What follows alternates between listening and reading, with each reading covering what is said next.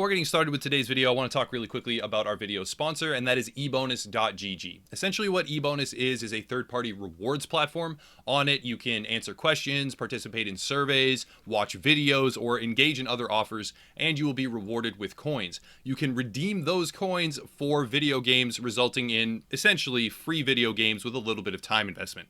eBonus is a trusted platform, and if you redeem your account through the link down below, if you use that to sign up, you'll get 50 coins right off the bat for free. And I thought it was a nice platform that had some really good programs for helping gamers maybe pick up a game that they otherwise wouldn't get because of the cost. It can be really cool, so feel free to check that out if you're interested. And again, big thank you to ebonus.gg for sponsoring this video and partnering with the Upper Echelon community. Okay, so it's time to start my coverage of Red Dead Redemption 2, and the first thing that I wanted to push out before I do a general tips video or do any sort of review coverage, which I'm not ready to do yet, I haven't played enough of the game, I want to do a video on how to make money the fastest, because money is essential in the Wild West for a variety of reasons. You have to pay off your own bounties, you want to buy different equipment items, you need to buy consumables, ammo, gun cleaner, a whole bunch of things that you will routinely need, and it can add up. The cost can be pretty high.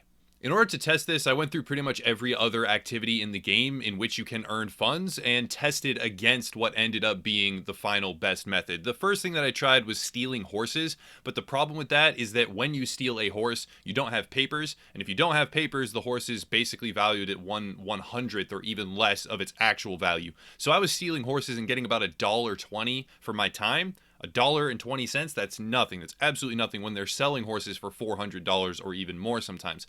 So I would steal a horse, and then you have to spend time leveling that horse up, or getting it to trust you, and then you can take it and sell it, and it's not worth anything. So stealing horses was my number one go-to. Turned out to be absolutely not worth it. Don't even try this if you're attempting to make money.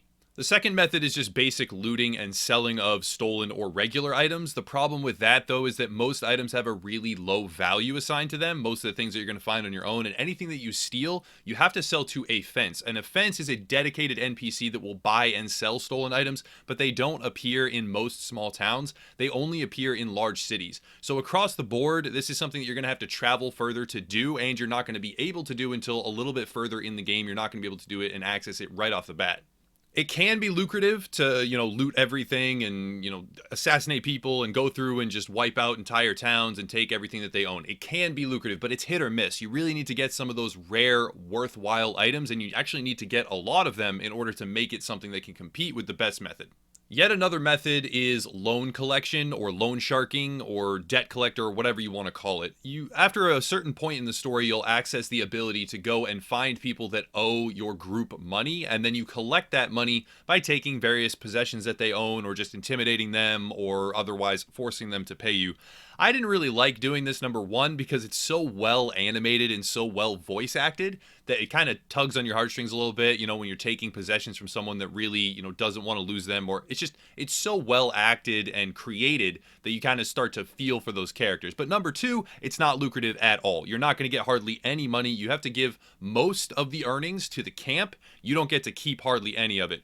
So you're unable to actually use the funds, and you get a very tiny chunk of the amount that you actually collected. This could be good later on in the game when you get the really high amounts, but it takes a very long time to get there, and it really can't stack up to the real good method. I'm just going to sort of skip over main story quests, because there are various heists and robberies and planned attacks that you can do that give you a large chunk of money, but those are one-offs. Once you've done them, the story's over and you can't do any more of them.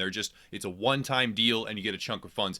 The best method, the method that you can somewhat repeat, you can't repeat it indefinitely, but you can travel around and do it more and more, and it also scales up really quickly to be very lucrative, is bounties. That is hands down the best way to make money in Red Dead Redemption 2, and that is hunting down, wanted criminals and being a bounty hunter. The thing about bounties is you can access them pretty much from wherever there's a sheriff station. At least you have a chance to do so. They're extremely well choreographed and animated, and there's a story to each of them. They're very lucrative, oftentimes 50 or 100 or even much more dollars just in the early stages of the game, and you can get to them from every town. You don't have to go to a major city. If there's a town near you, you can check and you can potentially pick up a bounty, and they really don't take much time. In comparison to many other activities, they're very quick to complete, and you'll rake in the funds much quicker than other stuff. The last method that I tested that doesn't work very well at all, and I figured I'd just throw it in here and talk about it now, is hunting.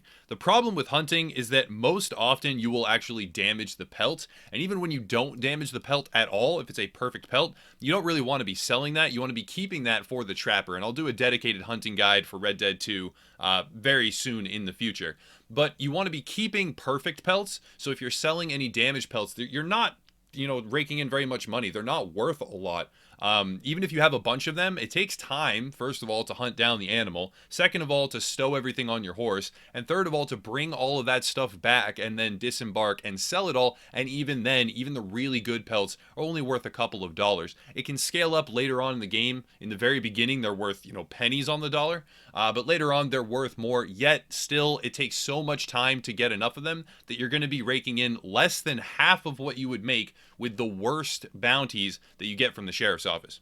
If you're trying to do like a role-playing playthrough where you're just a criminal and you never help the law in any way, then of course bounties won't be available to you just as per your own individual rule set.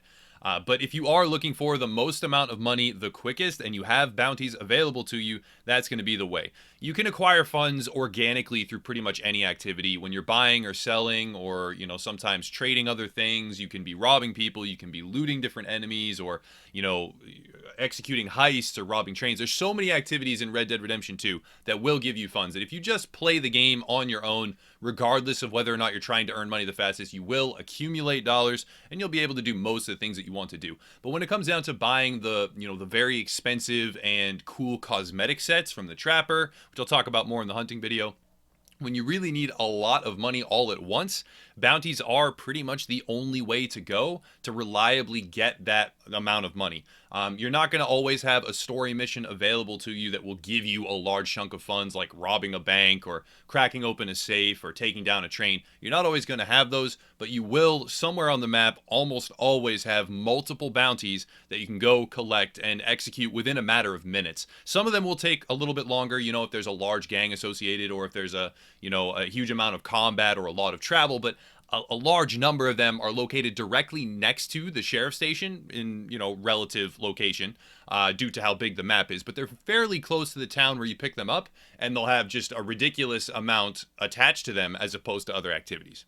I'm going to wrap it up there, but one final little tidbit here. Gambling at a poker table can be more lucrative than bounties, but it actually does kind of revolve on your knowledge of Texas Hold'em, on your knowledge of playing poker.